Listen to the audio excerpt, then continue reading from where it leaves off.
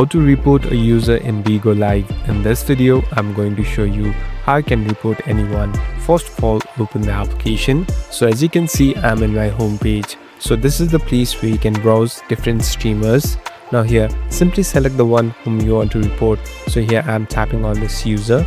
Now here on the left top, you can see this profile icon. Simply tap on this profile icon, and here on the left, you'll be able to see this report button.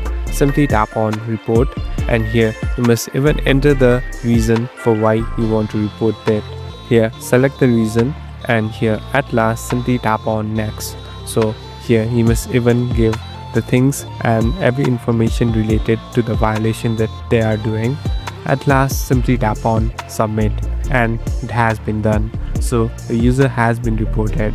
Thank you for watching this video. I hope this video will help you.